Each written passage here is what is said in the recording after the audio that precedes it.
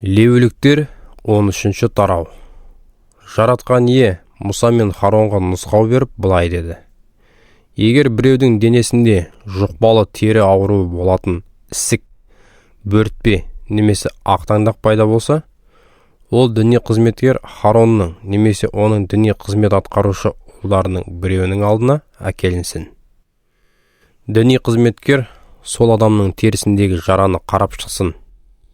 Егер жараның орнындағы түк ағарып кеткен және жара ойық болса, онда бұл жұқпалы тері ауруы. Бұл жағдайда діни қызметкер терісінің осындай екенін анықтаған адамды таза емес деп жарияласын. Ал егер оның терісіндегі дақтың түсі ақ болғанмен, дақ теріден ойық орналасқан болмаса, әрі жара бетіндегі түк ағарып кетпесе, онда діни қызметкер терісінде жара бар адамды 7 күнге басқалардан бөлектесін. 7-ші күні діни қызметкер оны қайтадан қарап шықсын. Егер терісіндегі жараның көлемі ұлғаймай, сол қалпында қалған болса, онда діни қызметкер сол адамды тағы 7 күнге бөлектесін. 7-ші күні діни қызметкер оны қайтадан қарап шықсын. Егер жара көмескіленіп теріге жайылмаса, діни қызметкер оны таза деп жарияласын. Бұл жай бөртпе ғана.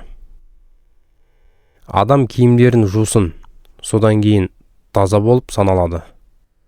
Бірақ егер адам діни қызметкерге қаралып, таза деп жарияланғаннан кейінгі уақытта терісіндегі бөртпелері қайтадан ұлғайып, жайыла бастаса, онда ол діни қызметкердің алдына қайтып келуі керек. Діни қызметкер оны тағда қарап шықсын. Егер терісіндегі бөртпелер ұлғайып жайылған болса, онда ол сол адамды таза емес деп жарияласын. Бұл алапес ауруы. Егер біреу жұқпалы тері ауруымен ауырса, онда діни қызметкердің алдына алып келсін. Діни қызметкер адамды қарап шықсын. Егер оның терісіндегі ісік ақтаңдақ болып, әрі сол жердің түгі ағарып кетіп, ісіктен қызыл ет көрініп тұрса, бұл созылмалы алапес.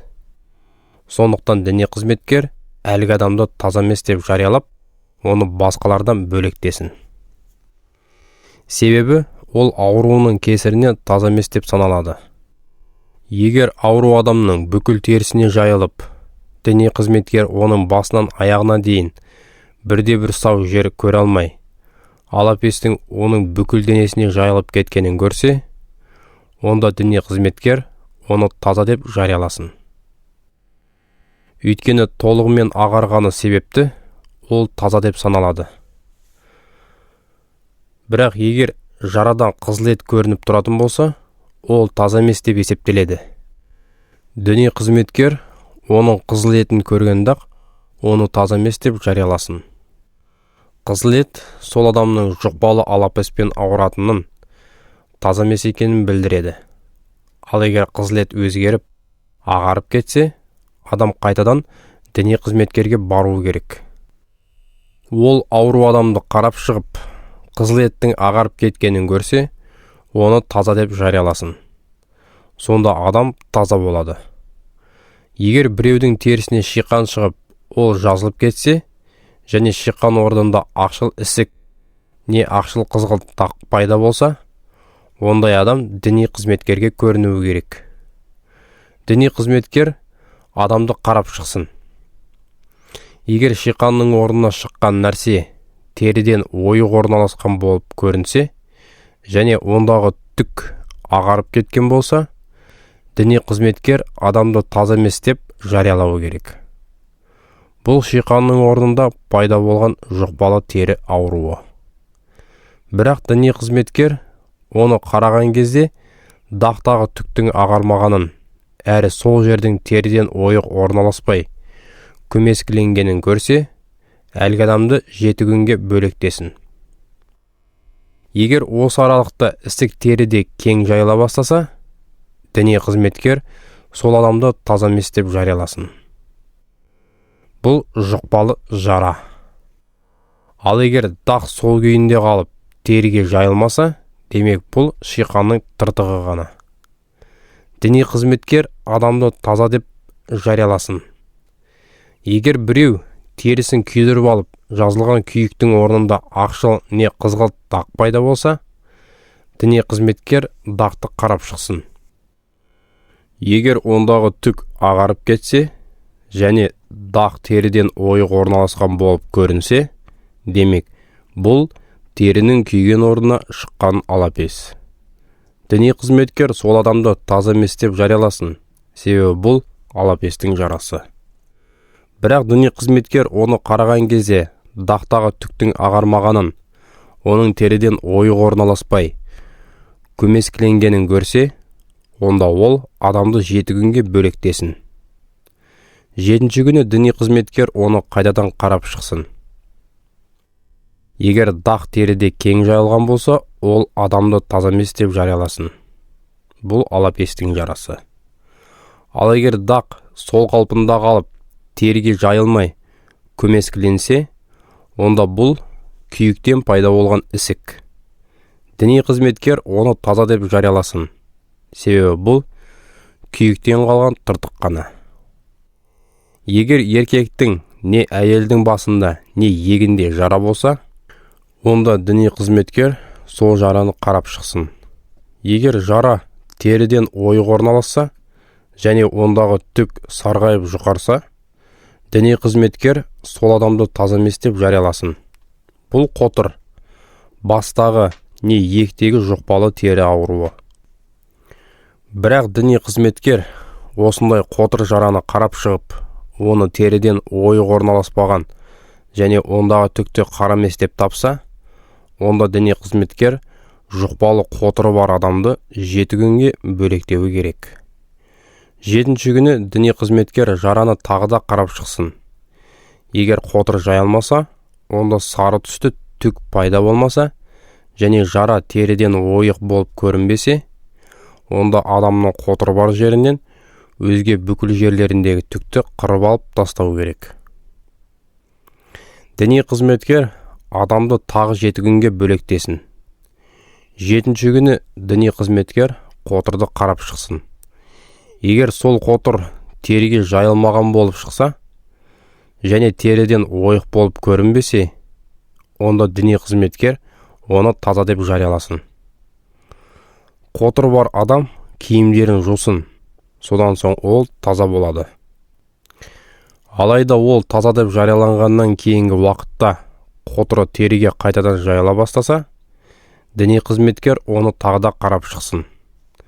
Егер қотыр териге жайылған болса, онда ол сарғайған түкті іздемесе де болады.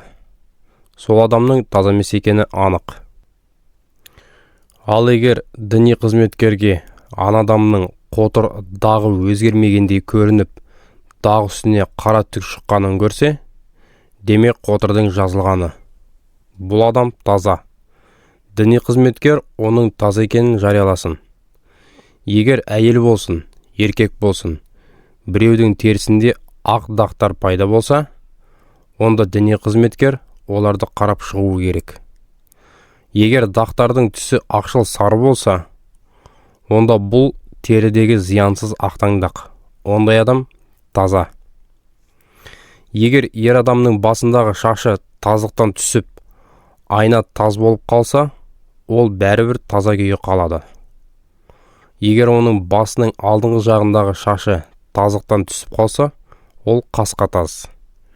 Бірақ оның айна таз басында немесе қасқа таз маңдайында ақшыл қызыл жара пайда болса, онда оның басында немесе маңдайында жұқпалы аурудың бар болғаны. Діни қызметкер оны қарап шықсын. Егер маңдайындағы не басындағы ісіп тұрған жарасы жұқпалы аурудың жарасындай ақшыл қызыл болса, онда сол адамда жұқпалы ауру бар.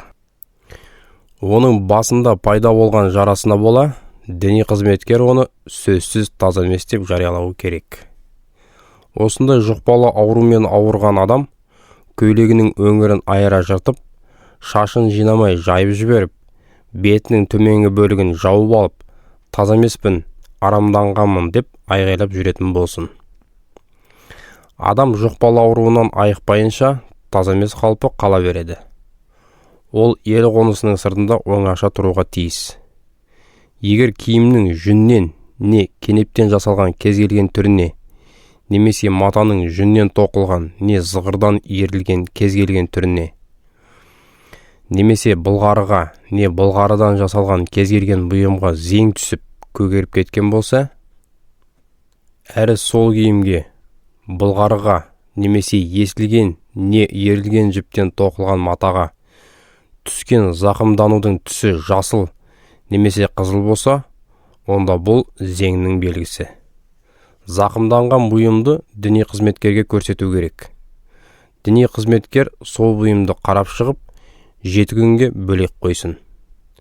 7-ші күні ол соны қайтадан қарап шықсын.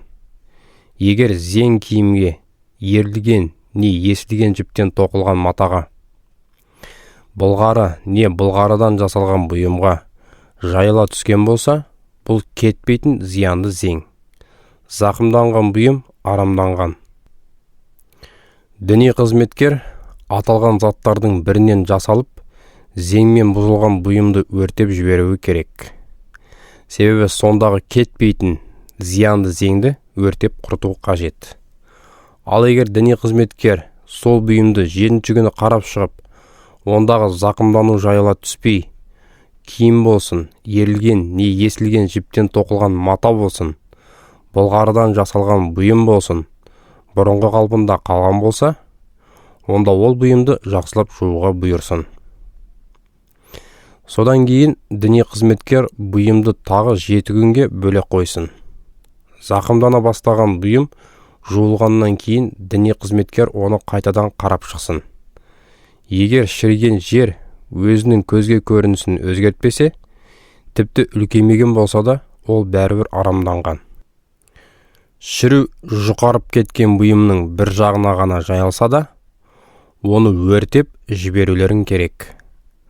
Ал егер діни қызметкер бұйым жуылғаннан кейін қарағанда шіру тиген жердің көмескіленгенін байқаса, ол бұйымның зақымданған жерін жыртып алып тастасын. Бірақ зең сол бұйымда қайта пайда болса, демек ол жайылып жатыр. Зең жайлаған сол нәрсені тұтастай өртеп құртуларың қажет. Ал егер жуып тазаланғаннан кейін мата не былғары бұйымның зеңі жоғалып кетсе, ондай бұйымды тағы бір рет жуу керек. Содан соң ол таза болып саналады. Жүн не кенеп киімдегі, иірілген не есілген жіптен тоқылған матадағы, немесе кез келген былғары бұйымдағы зеңнен болатын зақымдану туралы. Әр сондай нәрселерді таза немесе арам деп жариялау туралы ережелер міне осылар.